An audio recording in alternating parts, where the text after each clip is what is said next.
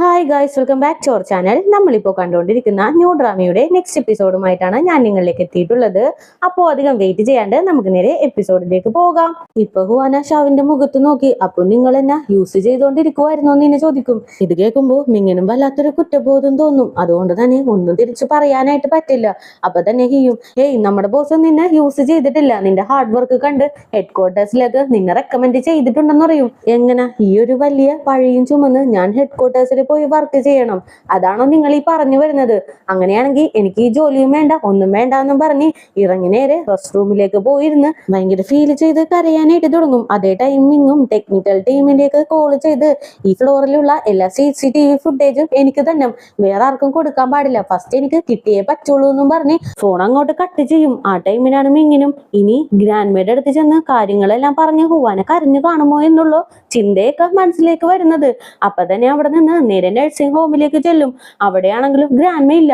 അങ്ങനെ മിങ്ങ നേരെ ഷിംഗ്ലി ഹോട്ടലിലേക്ക് ചെല്ലും. അവിടെയാണെങ്കിലും ഗ്രാൻഡ്മയും ഫ്രണ്ട്സ് ഒക്കെ കൂടി നിന്ന് ഒരു ഡാൻസ് ഒക്കെ ചെയ്തുകൊണ്ടിരിക്കുകയാണ്.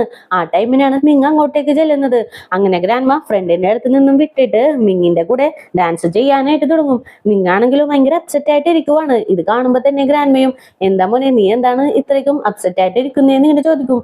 അപ്പൊ തന്നെ മിങ്ങും, ഹുവാന ഇങ്ങോട്ടേക്ക് വന്നായിരുന്നോ എന്ന് ഇങ്ങനെ ചോദിക്കും. അപ്പൊ തന്നെ ഗ്രാൻഡ്മയും, ഒരു മിനിറ്റ് എന്റെ കൂടെ വന്നിരിക്കുന്നു പറഞ്ഞ് രണ്ടുപേരും കൂടി മാറിയിരിക്കും. എന്താണ് നീ ഞാൻ പറഞ്ഞത് കേൾക്കാണ്ട് ഹുവാനെ കഷ്ടപ്പെടുത്തിയോ എന്ന് ഇങ്ങനെ ചോദിക്കും. അപ്പൊ തന്നെ മിങ്ങും, ഹുവാന നിങ്ങളുടെ അടുത്ത് എന്തെങ്കിലും പറഞ്ഞായിരുന്നോ എന്ന് ഇങ്ങനെ ചോദിക്കും. നിനക്ക് ഹുവാനെ പറ്റി ഒന്നും അറിയില്ല, അതുകൊണ്ടാണ് നീ എന്റെ അടുത്ത് ഇങ്ങനെയൊക്കെ ചോദിക്കുന്നത്. അവൾ എന്റെ അടുത്ത് വന്നു കഴിഞ്ഞാല് സന്തോഷമായിട്ടുള്ള കാര്യങ്ങൾ മാത്രമേ ഷെയർ ചെയ്യാറുള്ളൂ, ബാക്കിയുള്ള കാര്യങ്ങളൊന്നും അവള് ഷെയർ ചെയ്യാറില്ല. അതുമല്ലാണ്ട് എന്റെ കയ്യില് എത്ര സ്വത്തുണ്ടെന്നുള്ള കാര്യം പോലും അവൾക്ക് അറിയില്ല എന്ന് പറയും. അല്ല ഗ്രാൻഡ്മ, നിങ്ങളുടെ കയ്യിലുള്ള സ്വത്തിന്റെ കാര്യം അറിഞ്ഞിട്ടാണോ ഹുവാന ലിയാങ്ങിന്റെ ഫാമിലിക്ക് റെസ്പെക്ട് കൊടുക്കാത്തെന്നുള്ള ഒരു ഡൗട്ട് എനിക്കുണ്ടെന്ന് പറയും. സത്യമാണ് മോനെ ഞാൻ പറയുന്നത്, എന്റെ കയ്യിലുള്ള പ്രോപ്പർട്ടീസിന്റെ കാര്യമൊന്നും ഹുവാനക്ക് അറിയില്ല. പിന്നെ നീ അവളെ കണ്ട് വീക്കായിട്ടൊന്നും വിചാരിക്കണ്ട, അവള് നല്ല സ്ട്രോങ് ആണ്. എത്ര ജോബ് കൊടുത്താലും അവള് ഈസി ആയിട്ട് തന്നെ അതൊക്കെ ഹാൻഡിൽ ചെയ്യും. എന്തായാലും നീ എന്തൊരു തെറ്റ് അവളുടെ അടുത്ത് ചെയ്തിട്ടുണ്ട്, അതിന്റെ പ്രായശ്ചിത്തം എന്തായാലും നീ തന്നെ ചെയ്തോന്ന് പറയും. അങ്ങനെ മിങ്ങും കാറിലേക്ക് കയറിയിരുന്ന് ഹീക്ക് കോൾ ചെയ്യും. എവിടെയെങ്കിലും നല്ലൊരു പോസ്റ്റ് ഒഴിവുണ്ടെങ്കിൽ എത്രയും പെട്ടെന്ന് അതിലേക്ക് ഹുവാനെ റെക്കമെൻഡ് ചെയ്യണോന്ന് പറയും. ആ ടൈമിനാണ് ഷാന ലേഡിയും, അതായത് ബോസ് ലേഡി കോൾ ചെയ്യുന്നത്. അങ്ങനെ ഇവര് രണ്ടുപേരും കൂടി ഒരു റെസ്റ്റോറന്റിൽ വെച്ച് മീറ്റ് ചെയ്യും. എന്താ ഈ കേൾക്കുന്നത്? ഹുവാന ഒരു പാവം പെൺകുട്ടിയാന്ന് വിചാരിച്ചിരിക്കുമ്പോ അവളാണെങ്കിലോ കടത്തി വെട്ടിയല്ലോ, രണ്ട് വശത്ത് നിന്നും ഗോൾ അടിക്കാനായിട്ട് നോക്കിയോന്ന് എന്നെ ചോദിക്കും. മിങ്ങാണെങ്കിലോ ഇല്ല അവളൊരു തെറ്റും ചെയ്തിട്ടില്ല എന്ന് പറയും. എന്താണ് നിനക്ക് അവളുടെ അടുത്തൊരു ചായ്വുണ്ടല്ലോ, ഇനി അവളെ യൂസ് ചെയ്തത് കൊണ്ടുള്ള കുറ്റബോധം വല്ലതും ആണോ? എന്തായാലും അവളെ യൂസ് ചെയ്ത് ഡാനിയലിനെ കമ്പനിയിൽ നിന്ന് പുറത്താക്കി, എന്തായാലും ഇനി എന്റെ ജോബിന് ഒരു പ്രോബ്ലവും ഉണ്ടാവില്ല എന്ന് പറയും. അതേ ടൈം ഹുവാനയാണെങ്കിലോ സിയുടെ വീട്ടിലേക്ക് വന്നിരുന്ന് ഒരുപാട് തവണ ലിയാങ്ങിന് കോള് ചെയ്തുകൊണ്ടിരിക്കും. പക്ഷെ ലിയാങ് ആണെങ്കിലോ കോൾ അറ്റൻഡ് ചെയ്യുന്നില്ല. എന്തായാലും വിടടി, നീ ഇനി അവനെ കോള് ചെയ്യണ്ട, ഈ ഒരു സിറ്റുവേഷനില് അവൻ നിന്റെ കൂടെയല്ലേ നിൽക്കേണ്ടത്. എന്നിട്ട് ഇപ്പോ അവൻ എവിടെ പോയി ഓടി ഒളിച്ചേക്കുവാണ്, നിന്റെ ഭാഗത്ത് കുറ്റമൊന്നുമില്ലാന്ന് അവന് നന്നായിട്ട് തന്നെ അറിയാം. എന്നിട്ട് പോലും അവൻ നിന്നെ സപ്പോർട്ട് ചെയ്യാനായിട്ട് നിൽക്കുന്നില്ല. ഞാൻ എപ്പോഴും നിന്റെ അടുത്ത് പറയാറുള്ളതല്ലേ അവനെ ഒന്നും വിശ്വസിക്കാൻ പാടില്ലാന്ന്, ഇനിയെങ്കിലും നീ ഒന്നും മനസ്സിലാക്കുമെന്ന് പറയും. ആ ടൈമിനാണ് ഷാവും സീനെ കാണാനായിട്ട് ആ വഴി വരുന്നത്. ഇവര് സംസാരിക്കുന്നതെല്ലാം ഷാവും കേൾക്കും. അങ്ങനെ ഹുവാനയുടെ അടുത്തേക്ക് ചെന്നിരിക്കും. എന്താ ചേച്ചി, എന്താ പ്രോബ്ലം എന്ന് ഇങ്ങനെ ചോദിക്കും. അപ്പൊ പെട്ടെന്ന് ഹുവാനയുടെ ഫോണിലേക്ക് ഓഫീസിലുള്ള ഫ്രണ്ട് വിളിക്കും. നീ പറഞ്ഞതനുസരിച്ച് ഞാൻ ഇവിടുത്തെ CCTV ഫുട്ടേജ് ചോദിച്ചു, പക്ഷെ തരുന്നില്ലടി എന്ന് പറയും. എന്താണ് ഈ കേൾക്കുന്നത്? CCTV ഫുട്ടേജ് തരുന്നില്ലെന്നോ? അതിനർത്ഥം തെളിവ് നശിപ്പിക്കാനായിട്ട് ആരോ ശ്രമിക്കുന്നുണ്ടെന്നാണെന്ന് സിയും പറയും. ആ ടൈമിനാണ് ഹുവാനക്ക് ഒരു കാര്യം സ്ട്രൈക്ക് ഔട്ട് ആവുന്നത്. ഈ കാര്യം ഇങ്ങനെ ഞാൻ വിട്ട് കളഞ്ഞു എന്നും പറഞ്ഞ് പുള്ളിക്കാരി നേരെ ലിയാങ്ങിന്റെ ഫാദറിന്റെ സെക്രട്ടറിനെ കാണാനായിട്ട് ചെല്ലും. ആ ഒരു പെണ്ണാണെങ്കിലോ ഒരു റെസ്റ്റോറന്റിൽ ഇരുന്ന് കോഫിയൊക്കെ കുടിച്ചുകൊണ്ടിരിക്കുകയായിരിക്കും. ആ ടൈമിന് ഹുവാന അങ്ങോട്ടേക്ക് ചെല്ലും. കോഫിയൊക്കെ എങ്ങനെയുണ്ട്, ടേസ്റ്റ് ഉണ്ടോ? നീ എന്തിനാണ് എന്റെ അടുത്ത് ഇങ്ങനെയൊക്കെ കാണിച്ചത്?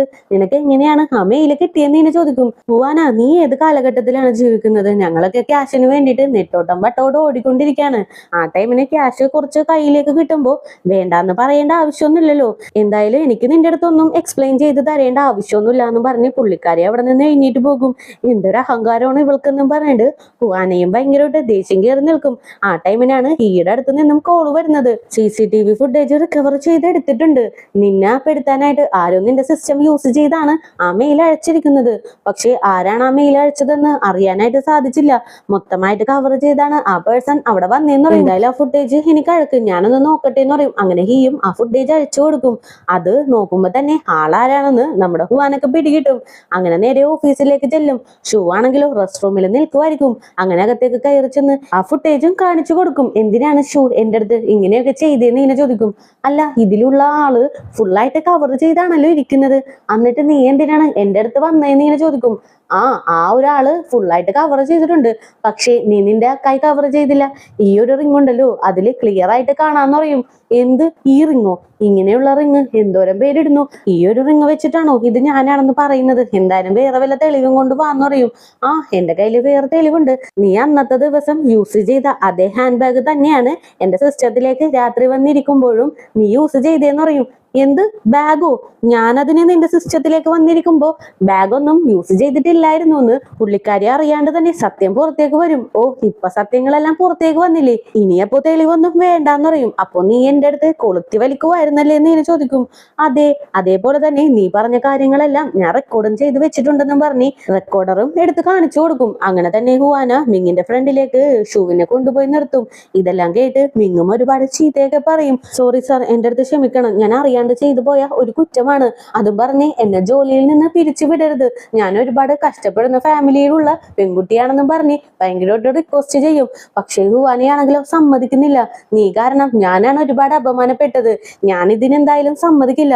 ഇപ്പൊ തന്നെ ഈ കാര്യം ഞാൻ പോലീസിൽ ഇൻഫോം ചെയ്യുമെന്ന് പറയും. ഇത് കേൾക്കുമ്പോ തന്നെ ഷൂ അവിടെ കിടന്ന് കരയാനായിട്ട് തുടങ്ങും. പ്ലീസ്, നിങ്ങൾ എന്നോട് ക്ഷമിക്കണം, ഞാൻ ഒരുപാട് കഷ്ടങ്ങൾ അനുഭവിക്കുന്നുണ്ട്. പണക്കാരുടെ കൂടെ വർക്ക് ചെയ്യുന്നു എന്ന് വെച്ച് എന്റെ കയ്യിൽ ഒരു ചില്ലി പൈസ ഇല്ല. ഞാൻ വരുന്നത് എവിടെ നിന്നാണെന്ന് നിങ്ങൾക്കറിയാമോ? അടുത്തുള്ള ഗ്രാമത്തിൽ നിന്നാണ്. അവിടെ നിന്ന് ഇങ്ങനെയൊക്കെ ഒരു കണക്കിന് ബസ് പിടിച്ചാണ് ഇവിടെ വന്ന് ജോലി ചെയ്യുന്നത്. അതുകൊണ്ട് എന്റെ കഷ്ടത മനസ്സിലാക്കി നിങ്ങൾ എന്നെ ഈ ജോലിയിൽ നിന്ന് പിരിച്ചു വിടരുതെന്ന് പറയും.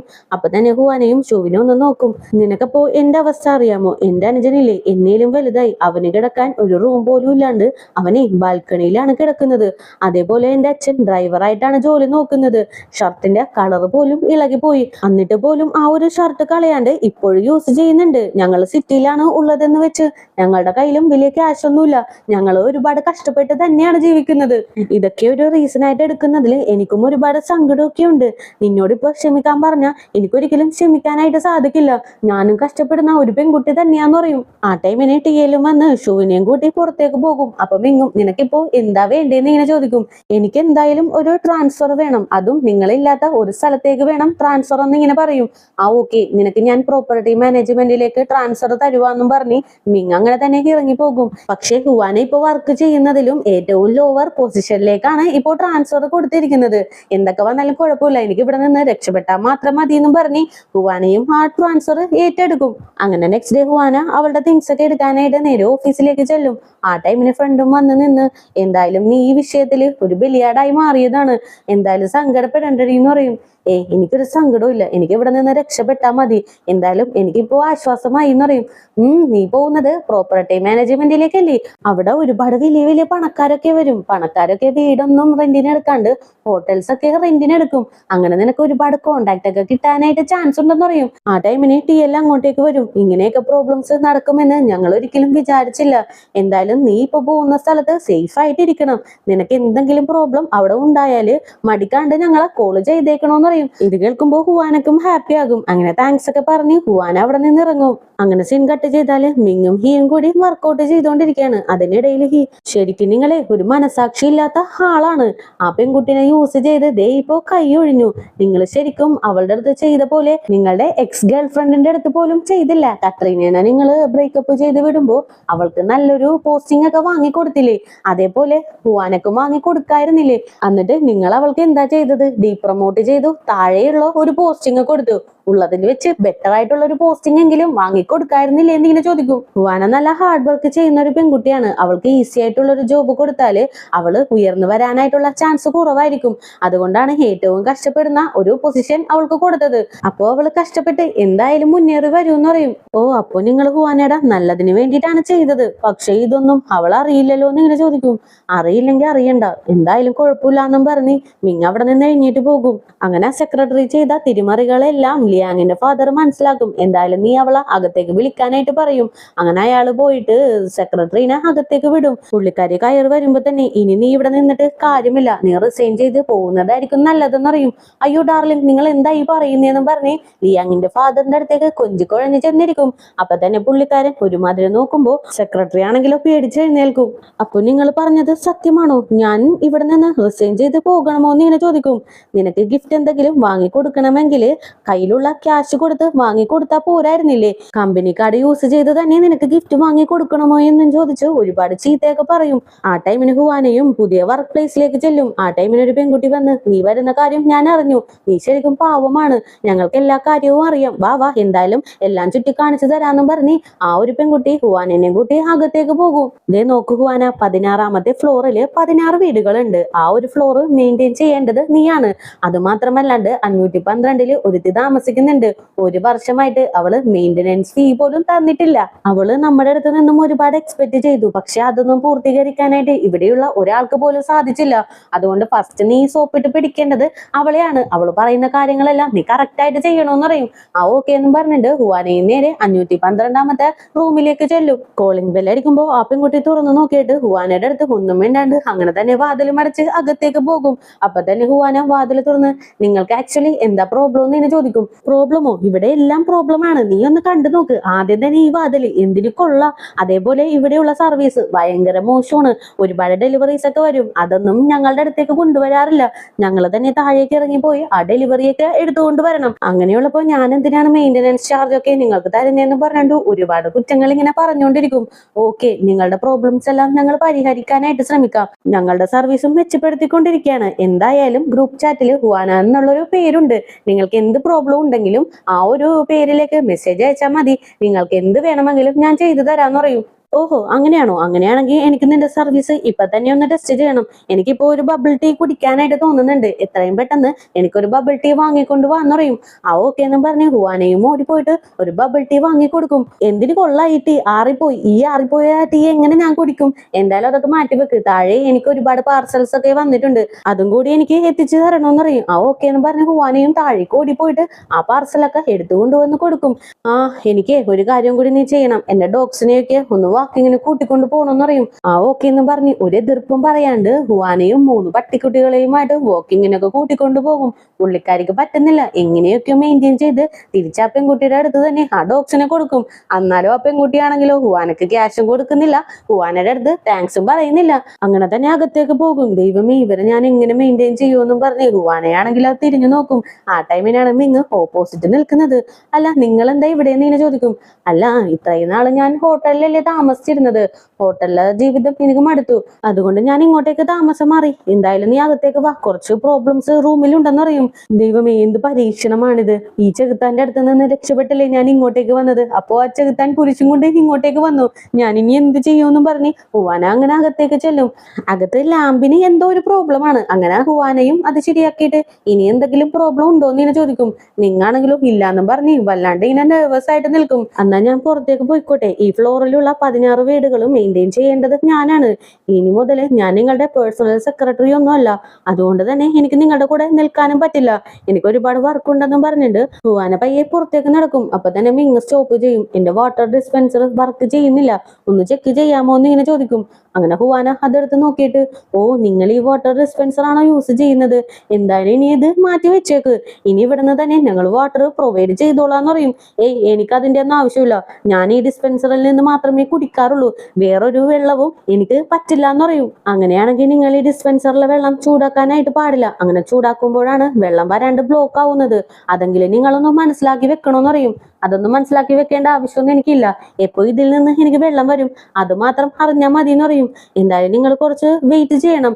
ഞാൻ എന്തായാലും ഇത് ശരിയാക്കാനായിട്ട് ആളെ അഴക്കാന്നും പറഞ്ഞ് പയ്യെ പുറത്തേക്ക് നടക്കും. അപ്പൊ വീണ്ടും ഇങ്ങനെ സ്റ്റോപ്പ് ചെയ്തിട്ട്, എനിക്കറിയായിരുന്നു നിനക്ക് സെക്രട്ടറി ജോബും അതേപോലെ ഈ ഒരു സർവന്റിന്റെ ജോബും അടിപൊളിയായിട്ട് ഹാൻഡിൽ ചെയ്യാൻ പറ്റുമായിരുന്നെന്ന്.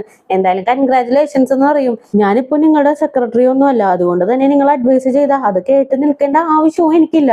ഞാനിവിടെ ജോലി ചെയ്യാനായിട്ടല്ലേ വന്നത്. ആ ജോബ് ഞാൻ നീറ്റായിട്ട് ചെയ്തോളാം. അതുമല്ലാണ്ട് സീനിയേഴ്സിന്റെ അടുത്ത് നിന്നും അഡ്വൈസ് ഒന്നും വാങ്ങാൻ പാടില്ല എന്ന് എന്റെ ലൈഫിലൂടെ തന്നെ ഞാൻ പഠിച്ചായിരുന്നു. അതുകൊണ്ട് എനിക്ക് നിങ്ങൾ പറയുന്ന അഡ്വൈസ് ഒന്നും കേൾക്കണ്ടെന്നും പറഞ്ഞ് പയ്യെ നടക്കും. എന്തായാലും നീ ഒരു തവണയും കൂടി കേൾക്ക്. ഞാനിപ്പോ അവസാനമായിട്ട് ഒരു അഡ്വൈസ് തരുവാണ്. നീ ഇവിടെ വന്നത് സർവന്റിന്റെ ജോലി ചെയ്യാനായിട്ടല്ല, അസിസ്റ്റന്റിന്റെ ജോലി ചെയ്യാനായിട്ടാണ്. അപ്പൊ നീ അത് മാത്രം ചെയ്താൽ മതി എന്ന് പറയും. ആ ഓക്കെ താങ്ക്സ് എന്നും പറഞ്ഞിട്ട് അപ്പൊ തന്നെ ഹുവാന പുറത്തേക്ക് പോകും.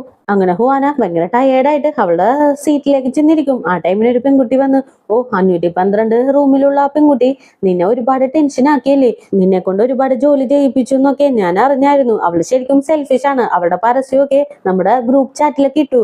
അതെന്തിനാണെന്ന് 2-3 സ്റ്റാഫ് ചോദിച്ചപ്പോ അത് അവൾക്ക് ഇഷ്ടപ്പെട്ടില്ല. അതിന്റെ ദേഷ്യമാണ് നിന്റെ മേത്ത് തീർത്തേന്ന് പറയും. ഓ അങ്ങനെയാണല്ലേ കാര്യങ്ങളെന്നും പറഞ്ഞ് ഹുവാനെ ഒന്ന് ചിന്തിച്ചിട്ട് മറ്റേ ഫ്രണ്ടിനെ കോൾ ചെയ്യും.